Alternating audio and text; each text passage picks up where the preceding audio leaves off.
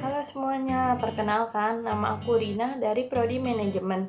Kali ini aku akan menjelaskan tentang kas kecil dan apa sih itu pengertian kas kecil, bagaimana fungsinya. Dalam video ini saya akan membahas 3 bahasan mengenai kas kecil.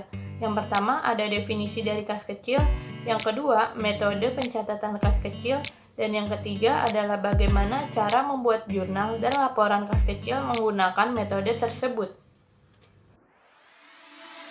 Akan sangat tidak efektif bila pengeluaran yang relatif kecil ini nantinya akan dibayar menggunakan cek.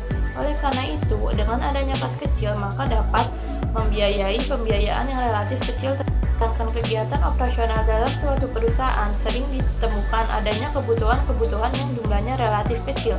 Kebutuhan yang jumlahnya relatif kecil di sini seperti pembayaran listrik, pembelian alat tulis, dan pembayaran reparasi. Dari penjelasan yang sudah dijabarkan sebelumnya, maka dapat diambil kesimpulan bahwa kas kecil adalah sejumlah uang yang disediakan oleh perusahaan untuk membiayai pembayaran yang relatif kecil dan tidak efektif jika menggunakan cek. Penyimpanannya, kas kecil disimpan dalam suatu tempat yang berbentuk seperti berangkas dan disebut dengan petty cash box. Sedangkan petanggung jawab dari kas kecil ini biasa disebut dengan kasir kas kecil. Tujuan dari pembentukan kas kecil ini terbagi menjadi 3. Yang pertama adalah menangani masalah perlengkapan dalam perusahaan, karena biasanya biaya terkait perbekalan usaha relatif lebih kecil dibanding yang lain. Karena nominal pembiayaan kecil, tentunya pembukuan yang digunakan untuk pencatatan transaksi juga khusus. Pembukuan inilah yang disebut dengan petty cash, yaitu mencegah terjadinya alokasi pembiayaan. Adanya metode pencatatan kas kecil ini, tentunya kesalahan dalam alokasi pembayaran dapat diminimalisir, karena tidak mungkin suatu perusahaan akan membayar mahal jika bukti transaksinya itu kecil ataupun sebaliknya. Semuanya sudah dipetakan di dalam pembukuan yang berbeda. Jika melakukan pembayaran yang relatif kecil, maka datanya dapat dilihat dari buku kas kecil.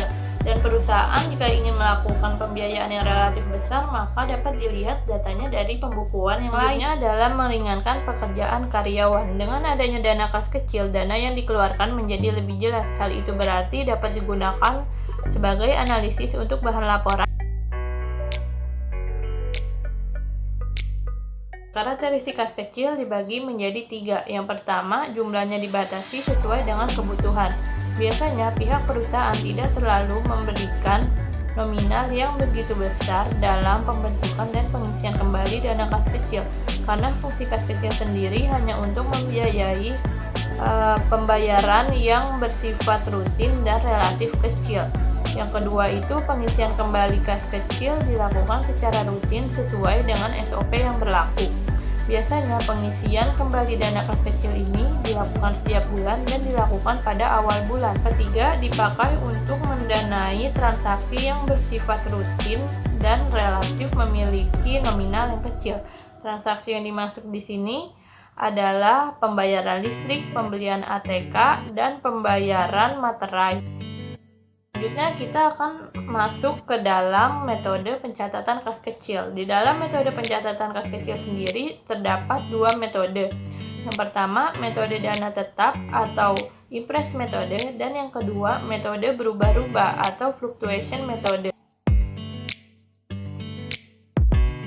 Metode dana tetap atau impres metode adalah metode pencatatan kas kecil di mana besarnya dana kas selalu tetap setiap bulannya. Dengan menggunakan metode ini, maka pengisian kembali kas kecil didasarkan pada pengeluaran yang terjadi pada bulan yang terkait.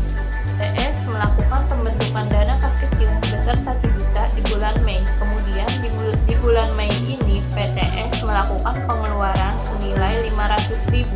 Maka untuk pengisian dana bulan berikutnya, perusahaan harus mengeluarkan dana sebesar 500.000 jika menggunakan metode impres.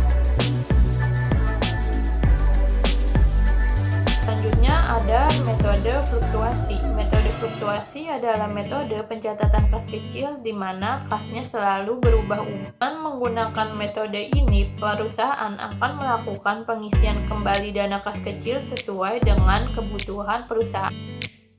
Sebagai contoh, PT X ingin melakukan pembentukan dana kas kecil dengan mengeluarkan uang sebesar 5 juta selama bulan Januari.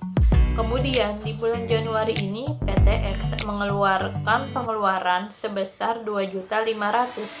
Maka untuk pengisian bulan berikutnya PT X dapat mengisi kas sebesar 2.500.000 atau sebesar 3 juta atau di bawah nominal itu. Selanjutnya, kita menuju pada pembuatan jurnal dan pembuatan laporan kas kecil dengan metode impres dan metode fluktuasi.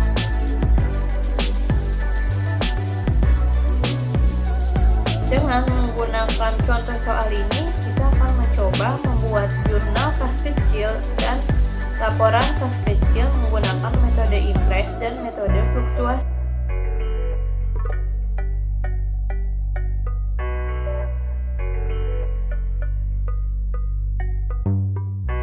Dalam pembuatan jurnalnya, kita harus mendebit pengeluaran-pengeluaran yang ada dan dituliskan sebagai beban, kemudian akun kas kecilnya digunakan sebagai kredit.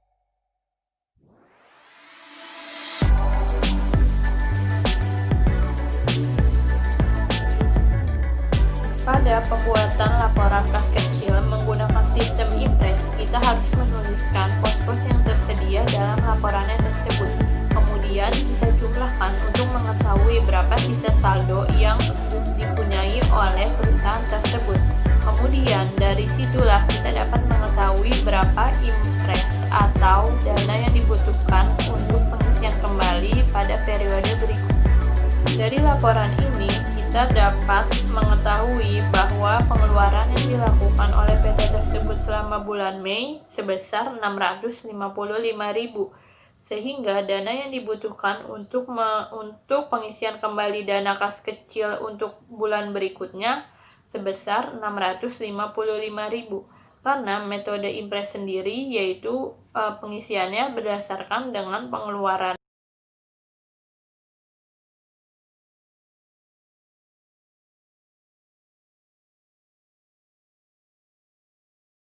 Dalam pembuatan laporan kas kecil menggunakan sistem fluktuasi, kita tidak perlu menuliskan pos-pos yang ada dalam pembuatan laporannya.